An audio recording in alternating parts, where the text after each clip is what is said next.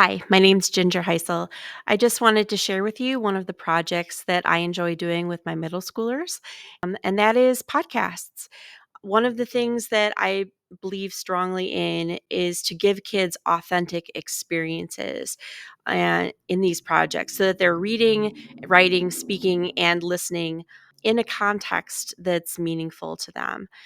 So, one of the things that I've done in order to do this podcasting with them is to create a podcasting booth. Any way that you can go about making something real for students is worthwhile. And what I ended up doing was taking a computer armoire from the 1980s and 90s and lining it with acoustic foam panels so that students would feel like they're sitting down to a real whisper room. We have the mic in there and on a retractable arm so they can set up their Chromebooks, plug it in, and record straight onto Soundtrap. Not only are they going to be recording onto Soundtrap, but they also do the editing in Soundtrap. So I'll take a look over here at the projects that they've done in the past.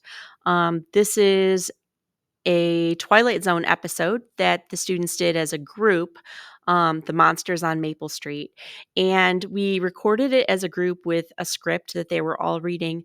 But then each student got one section of the script and took a copy of the recordings and put it together with special effects, sound effects, and then I downloaded each of those sections as MP3s and put them together into the complete 20-minute episode. So I'm just going to share with you about a minute of this so you can get a little taste of what my students have been doing. There is a fifth dimension beyond that is which known to man. It is a dimension as vast as space and as timeless as infinity. It is the middle ground between light and shadow, between science and superstition, and it lies between the pit of a man's fears and the summit of his knowledge. This is the dimension of imagination. It is an area which we call the Twilight Zone. Maple Street, USA, late summer. A tree-lined little world of front porch gliders, hopscotch, the laughter of children, and the bell of an ice cream vendor. At the sound of the roar and the flash of light, it'll be precisely 6:43 p.m. on Maple Street. What was that? A meteor? That's what it looked like. I didn't hear any crash though. Did you? Nope, I didn't hear anything except a roar. Stephanie, what was that?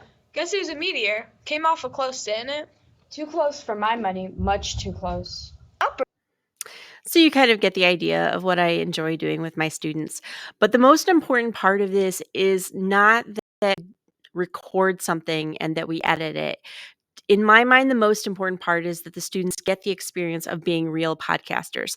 And real podcasters put their work out into the world so that it is authentic. The way that I do this is I send it to parents, of course, on email, but then I also have a website where all of their podcasts are put up so that the whole Laker community at our school can enjoy them. So right now, sixth graders are working on Advent devotions. They're given us a template and they're doing different readings and they're writing their own reflections on those. And then they are recording them and editing them. So all of the students are going through that right now. We're not quite to Christmas yet, so there's a bunch of empty ones. But then I have some older podcasts. We've done a Prairie Home Companion, our own version, after studying what that looks like to have a radio style variety show. We've done a Christmas Carol. And we've done interviews with parents and all sorts of things like that. To me, it's just really important that students get a, um, and I feel like what innovation really is it's always in service of a goal. And if my English teacher goal is to help my students become good communicators, then projects that put them in a real world scenario are important. Podcasting is one way that I enjoy doing that.